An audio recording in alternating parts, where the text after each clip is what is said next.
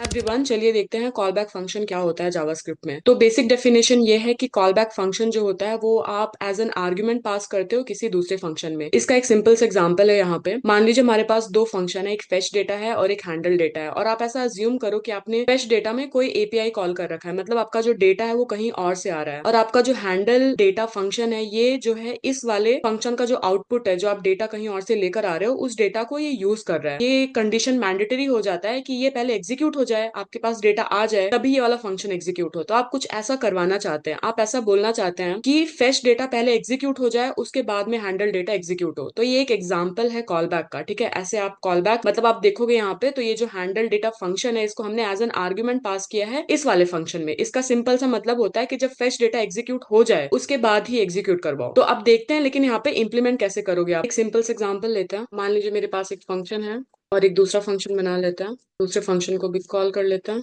यहाँ पे देखो तो ये सीक्वेंशियली एग्जीक्यूट हो गया, हाय और बाय। पर अगर मान लो कि मुझे ये पता है कि ये थोड़ा सा टाइम लेने वाला है, तो मैं क्या करूंगी, यहाँ पे एक सेट टाइम आउट लगाऊंगी। यहाँ पे एक एरो फंक्शन लिखेंगे हम लोग और इसको इसके अंदर डाल देते हैं, और हम ऐसा मान के चलते हैं कि इसमें 3 सेकंड का डिले होगा एग्जीक्यूट होने में। इसको सेव करते हैं। तो देखिए बाय एग्जीक्यूट हो गया, लेकिन इसको टाइम लगेगा, उसके बाद में ये हाई एग्जीक्यूट हुआ। ठीक है, अब अगर यहाँ पे मुझे मेक श्योर करवाना है कि पहले हाई, पहले यही वाला फंक्शन फंक्शन वन पहले एग्जीक्यूट हो, उसके बाद ही फंक्शन टू एग्जीक्यूट हो, तो मैं क्या करूंगी यहाँ पे। इसके लिए हम कॉल बैक का यूज कर सकते हैं। यहाँ पे बेसिकली मुझे कुछ ऐसा करना है, मैं ये बताना चाहती हूँ सिस्टम को कि फंक्शन वन एग्जीक्यूट हो उसके बाद फंक्शन टू एग्जीक्यूट हो। ठीक है, अब इसको इंप्लीमेंट करने के लिए हम लोग क्या करेंगे, तो मतलब फंक्शन वन में जो है हम लोग एक कॉल बैक फंक्शन पास कर रहे हैं फंक्शन टू। ध्यान रखिएगा इसको इन्वोक नहीं करना, बस एज एन आर्ग्यूमेंट पास करना है। तो फंक्शन वन में हमने फंक्शन टू को एज एन आर्ग्यूमेंट पास किया। इसका मतलब ये है कि हम ये बताना चाह रहे हैं कि फंक्शन वन जब एग्जीक्यूट हो जाए उसके बाद ही फंक्शन टू को एग्जीक्यूट करना है। तो फंक्शन वन में एक कॉल बैक करके आपको आर्ग्यूमेंट पास करना होगा। ठीक है, और आर्ग्यूमेंट पास करने के बाद में आपको ये कॉल बैक इन्वोक भी करना होगा यहाँ पे। तो यहाँ पे आप multiple lines of code add कर सकते हो,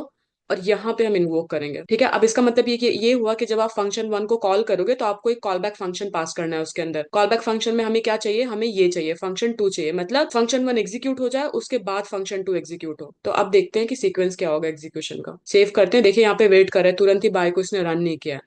तो इसने पहले हाई को रन किया, उसके बाद में इसने इसने पहले फंक्शन वन को कंप्लीट किया, उसके बाद में फंक्शन टू को एग्जीक्यूट किया। ठीक है, तो ये एक बहुत ही सिंपल एग्जांपल है कॉल बैक का। अब एक और एग्जांपल लेते हैं। मान लीजिए मेरे पास यहाँ पे दो और पैरामीटर्स हैं, ए और बी, और मुझे ए और बी को प्लस करवाना है। ठीक है, तो मैं यहाँ पे क्या करूंगी, मैं यहाँ पे एक वेरिएबल बना लेती हूँ, लेट रिजल्ट, और यहाँ पे कर देते हैं ए प्लस। ठीक है, और यहाँ पे जो मेरा कॉल बैक है वहां पे मैं रिजल्ट को पास कर देती हूँ कि ये जो कॉल बैक फंक्शन होगा, मतलब जो दूसरा फंक्शन तुम्हें एग्जीक्यूट करवाना है उसके पास ये रिजल्ट होना चाहिए। ठीक है, और इसको हम यहाँ से हटा देते हैं अभी के लिए। और फंक्शन टू में आपके पास क्या आएगा, कुछ भी आप यहाँ पे पैरामीटर पास कर सकते हैं, रिजल्ट, और हम लोग यहाँ पे रिजल्ट को डिस्प्ले करवा देंगे। ठीक है, अब मैं क्या बता रही हूँ कि जब फंक्शन वन एग्जीक्यूट हो तो एक कॉल बैक फंक्शन जाना चाहिए, फंक्शन टू एग्जीक्यूट होना चाहिए, पर हमें यहाँ पे दो और पैरामीटर पास करना है। तो यहाँ पे हम लोग पास कर देते हैं। मान लीजिए हमने ये यहाँ पे पास कर दिया, इसको एग्जीक्यूट करके देखते हैं।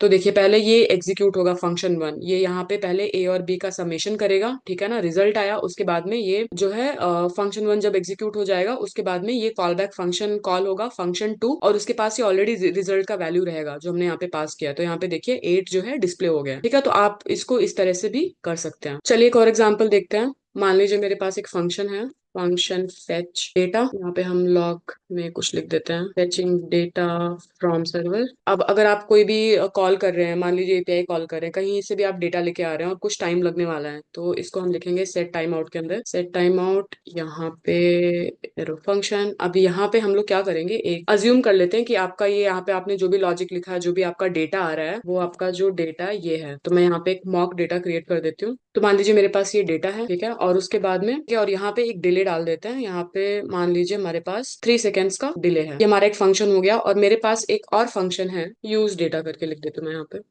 तो अब मुझे बेसिकली यहाँ पे क्या बताना है सिस्टम को। ठीक है, मुझे ये बोलना है कि जो फेच डेटा हमारा है वो पहले एग्जीक्यूट होना चाहिए, वो कंप्लीट होना चाहिए, उसके बाद में ये वाला जो है ना यूज डेटा, उसके बाद में ये एग्जीक्यूट होना चाहिए। तो इसको हमने एज एन आर्ग्यूमेंट पास कर दिया, कॉल बैक का यही मतलब है ना। पर यहाँ पे भी चेंजेस करने पड़ेंगे कि जो तुम्हारा फेच डेटा है उसको कॉल बैक लेना पड़ेगा। तो यहाँ पे आप एक आर्ग्यूमेंट पास कर दो, इसका नाम दे दो कॉल बैक। अब इसको कॉल बैक को आपको इन्वोक भी करना पड़ेगा। तो जब हम यहाँ पे कॉल बैक को इन्वोक करेंगे तो कॉल बैक में लेकिन आपको क्या चाहिए, आपको कॉल बैक में आपको यहाँ पे ये जो फंक्शन वो डेटा एक्सपेक्ट कर रहा है ना, तो ये जो डेटा है आपके पास, इसको हम यहाँ पे पास कर देंगे और अब रन करके देखते हैं। तो देखिए फेचिंग डेटा फ्रॉम सर्वर, थोड़ा टाइम लगाएगा, उसके बाद में देखो डेटा रिसीव। तो पहले ये वाला एग्जीक्यूट हुआ फेच डेटा, उसके बाद में इसने कॉलबैक फंक्शन को एग्जीक्यूट किया। ठीक है, तो ये है एकदम नॉर्मल सिनेरियो जहां पे आप एक फंक्शन को दूसरे फंक्शन में एज एन आर्ग्यूमेंट पास कर रहे हैं। ध्यान रखिएगा आप इसको इन्वोक मत करिएगा यहाँ पे, ठीक है, इसको तुरंत की तुरंत इन्वोक नहीं करना, आपको इसको एज एन आर्ग्यूमेंट पास करना है क्या। और जिस जहां पे आप जो आपको फंक्शन पहले एग्जीक्यूट करवाना है वहां पे आप कॉल बैक का आर्ग्यूमेंट पास करेंगे, पैरामीटर पास करेंगे और उसके बाद में उसके अंदर उसको इन्वोक करवाएंगे। और अगर आपको कुछ वहां पे डेटा वेटा पास करना है तो आप यहाँ पे ऐसे इस तरीके से पैरामीटर को पास कर सकते हैं।